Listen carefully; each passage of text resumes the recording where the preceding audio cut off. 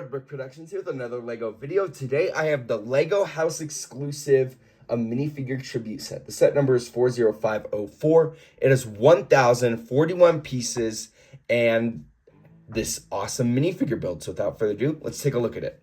Before I review the set, I do want to shout out my friend Justin, or Joker, for getting me this set. He went to the LEGO house and was able to buy it for me and ship it out, and I'm super pumped because this is a set that I've been wanting for so long. So this is really incredible to actually have. So looking at the set, there are kind of two parts to this build. You do have this stand here, and then of course you have the minifigure, which can be removed. We'll take a quick look at the stand, which you can't even see right now, but there you can see all my fingerprint smudges.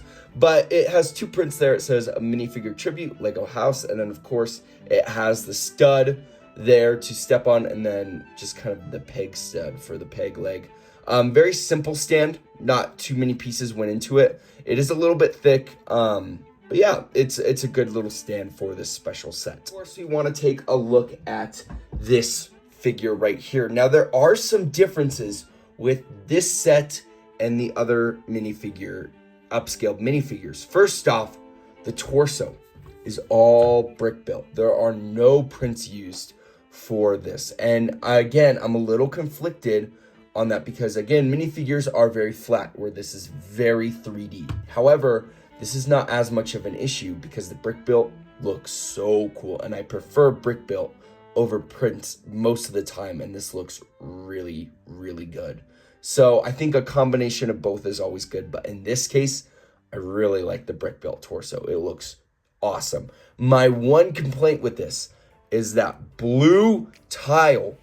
Are you kidding me? They should have made it gray. There is no need for that to be blue, and it is for the hook hand, and I'm very, very disappointed with that. I will probably be swapping it out with a gray one because I have a gray one, because it's very common. I don't know why they used blue. I genuinely do not know. I don't have an original Redbeard, like I don't have one, but there's no blue, and I know that for a fact. The arms do articulate, only so much because there is the shoulder pauldron, but that is how it is with real LEGO minifigures. There is nothing on the back of this figure, no printing, nothing special, just bricks on bricks on bricks. Speaking of the shoulder pauldrons, those look really good. The hand here is slightly different than previous builds, which is totally fine. It has some studs there. Would have been cool to get a sword, but that probably would have upped the price and the piece count. And of course we have the legs, which you have one regular leg and then one peg leg, which looks super cool. You might see some green in there. However, most of the time you will not. It would have been nice if that was brown though, in case if you do want to display the figure with its leg up.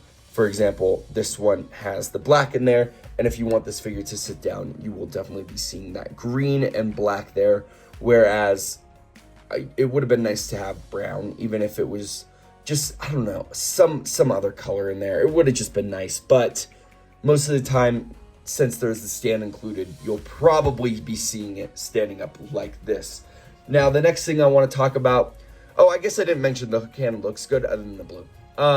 The face looks really good. We do have, I am so stupid. I apologize. I was thinking about the sword, but there is a map included. I totally forgot about the map here, which can fit in the minifigure's hand. So we do have an accessory. We do not need a sword. However, a sword would have been cool to have multiple accessories. However, we do have something to use. The face looks really good. There are two prints in this. There's a print for this face, and then there's two duplicate prints for the chin beard, I guess, the neck beard. Looks really good. Looks really, really good. The head can spin around 360, and I think the last thing we need to talk about is the hat. The hat can be removed, which looks really good. But I do think there are a lot of gaps in the hat. Let's see if you can see it. You can see like my finger kind of underneath there. There are lots of gaps. I think it's okay though. The hat shaping, it's a very difficult build to get Like the pirate hat is just a difficult build, and I think they did an okay job. It would be awesome in the future if we're able to get accessories like a feather to put in this hat. That would be awesome, but that's asking for too much. Now there are some stickers in the set. This is a sticker right there, and the map is a sticker. Now, I didn't have any difficulty putting them on. I think I actually did a pretty solid job centering them. However, I'm a little upset about the stickers. Now, I'm sure the designer was running into some budget issues and stuff, and so stickers were used. I'm sure those would have been prints if there was no like budget issues, but maybe there was a budget issue. I don't know. I'm just making a hypothetical because there are prints in the set. And honestly, I would prefer this be a print than that. Let's be honest here. The map would have been nice as a print. I think I would have rather had this a print and that be a sticker, but it's okay. Speaking of the map build, it's super simple, very thick. It's not like a tile like it usually is. I think compared to this minifigure in the size of it, it's a little bit thick, but I think that's to compromise the fact that the minifigure can actually hold the map. It goes in the hand, it just slides right there. There's no actual connection, so it can fall off. However, even just like this, it stays on, which looks really good. And I like that there is a minifigure accessory because we haven't gotten an accessory with these figures yet until this one. Oh, I guess the Harry Potter ones had wands, but other than that, yeah. But another thing to note, this did not come with a minifigure, and I think this one, especially being called a minifigure tribute, I understand they're making these upscale minifigures, but I think a minifigure of Redbeard would have been awesome. I do have, this is not the exact same one. This is, I don't even know. This is like made out of my extra pieces. It's not close at all, but I think I want to end up getting one of these in minifigure form because he's super cool. But we do have the peg leg and then the hook, of course, in gold, different torso print. But yeah, that's really it for this minifigure. Now let's take a look at it compared with some other brick built ones, just so you can get a full comparison. Now, there are two things I forgot to mention before I move on to the packaging. First off, there are studs here. Now, LEGO has fixed this with the most recent upscaled minifigure, so I'm not like too upset about that. They finally listened to their fans, but I like the tiles there. I think that adds a lot to the minifigure itself. So, you know, it's good though that LEGO did fix that in their future sets. Now, there is one secret here, which I don't want to spoil for anyone. So I'm going to give you, I would highly recommend you skip the 10 seconds. This is your final warning. I'm going to show it. Okay, so in the instructions here, there is a tiny little island inside the head of Redbeard, which was super cool and was not expecting that. So that is awesome. Okay, anyway, that's it for this. Now let's move on to the packaging. 3 of the minifigure brick builds. Now, there is a lot of customizability with these because a lot of the parts are removable. However, there's only so much with these ones. So first off, the hat can come off and this hat can come off. However, they're kind of built different where this one just like barely fits on him, and this one will not fit on that figure at all. There's no connection there whatsoever. You can make a connection, however, you'll need to source your own pieces, and there's a little bit of a gap with this one, so it's not perfect. And of course, if you saw my review of this figure, this helmet does not come off. So I think that the headgear usually should just probably stay with what minifigure they came with if you want to swap them around, which I think is fine. I think if that's going to be the common trend with them, that's totally okay. It would have been nice if you could swap the hats and stuff, but it's not the end of the world. You can swap all the heads because the heads are made exactly the same. So I can move this one over here. I can move this one over here. You can swap torsos because all the torsos and the legs can disconnect, including Redbeard. Is it? Yeah, Redbeard. So his torso can come off. I can put his torso on here. I can take this minifigure and put it on there. Now the legs do disconnect. However, the peg leg does not connect well just because it's a different build, which I think it's fine because if you're going to have the peg leg and it has to be a different build, I'm sure the LEGO designers took that into consideration and did the best they could. The hands can be swapped. For example, they just use these little pins there. So I can give him, oh, that just broke off. I can give him a gray hand if I want to. If I give him this hand, it's just another yellow hand. So yeah, now you can also swap the arms out. For example, like if I were to give this figure and I take off this arm, I take off this, I can give him a green arm. It's a little bit harder with this one because of the shoulder pauldrons are a little bit in the way. But oh my gosh, if it will go on. It's a little bit tricky, but you can do it. So it's possible. I don't know if you can see that. So now we have this completely different minifigure made out of those parts, but they are very customizable, which I think is really cool. So yeah, that's really it for the customizability. Now let's take a look at the packaging, and then I think that'll be it, my final verdict. This is my first Lego house set. So I don't know how the instructions typically are. Again, it's not very different than the Lego ones, but it does show it talks a little bit about the Lego house. It talks, of course, about the minifigure.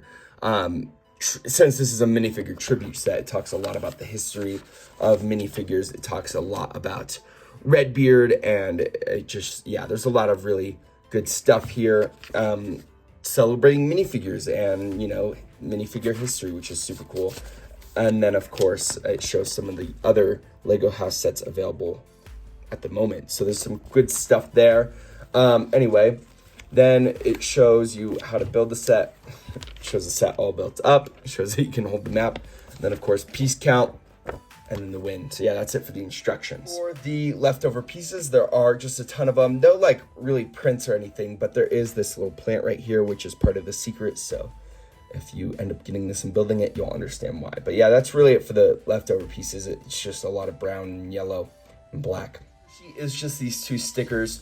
Not an issue, but it would have been nice if they were prints. This is my first Lego house set, so this box is super cool. Got a little damaged on my transport over here. Of course, it says house, home of the brick on the side there. Issue talks. This is a souvenir, and it's got some minifigure facts here, which I actually did not know. That is cool. I didn't really spend a lot of time. It shows minifigure anatomy, and then of course it has a lot of history here. A lot of this is stuff that they talked about in the instructions too, but really cool stuff. It shows some of the other Lego house exclusive sets too, and then of course evolution of the minifigure, and then the figures articulations. This is a really cool box though. But yeah, that's it for the box. This set is awesome. This set is really cool. The figure that they chose is super classic, super awesome. My only complaint with this is that they used blue instead of gray for that. That I don't know how that got by. Why didn't they use gray? I really don't know. But I'll swap that out with gray after this video. I just needed to point it out. Now, this set is roughly $85 US, which is expensive, especially compared to the other two prices, which are roughly around $50 each. However, there are so much more to this figure than the other ones have. For example, you get an extra map. Okay, you get a stand. True. You get a brick-built torso compared to a printed torso, which is so much different. You also get this shoulder pauldron, which is different. That adds more pieces compared to just the straight neck. You have, I don't know if the peg leg is more or less pieces, but it is slightly different. You do have a hook hand. But again, these are all just part counts. This has 1,041 pieces, I believe, versus the other ones are 700. So there's roughly 300 more pieces in this set than the other ones. And if you were to look at price to part ratio, roughly 100 pieces per $10, 30 extra or 300 more pieces means $30 extra dollars. 85 versus 55, that's $30 extra dollars. This makes sense, and I think for the price it is totally worth it. It is unfortunate that this is a Lego house exclusive and all the scalpers are selling this for $200 to $300. That's ridiculous. Unfortunately, I was lucky enough for my friend to send this to me, which thank you so much again for getting me this set. This is a dream come true. I've been wanting this set for so long, especially because I'm a huge fan of the upscale minifigure series. I think there's a lot of cool stuff. Now, it would have been nice if they included a minifigure. It's not necessary, and I keep getting into this mental debate on whether or not these should come with minifigures. I think this one should have, because I think they all should, because they're minifigure tributes, they're upscale minifigure sets. These are sets based on minifigures. Let's be honest here. It's not like the Star Wars ships or the helmet series, where that's a helmet. This is a minifigure. It's trying to be a minifigure, and so having that minifigure would have really made the set just super deluxe. And also, I just want a classic Redbeard. Let's be honest here. But overall, I think this set is really good. There's really only that one complaint of that blue there, which is super easy to swap out. And I feel like most people might have that. Also, I've gotten that as an extra piece in a lot of sets a couple of times in the gray. So it's not like I'm, having to spend money trying to get this piece.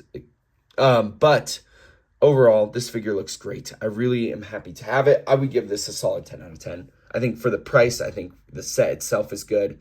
Would have been nice for these to be prints, but I'm sure the designer ran into some issues there. So yeah, that's really it for this video. If you like this video, please consider liking and subscribing. And I'd like to hear your guys' thoughts about the set in the comments below. Thank you guys so much for watching, and I'll see you in my next video. Peace out. Bye.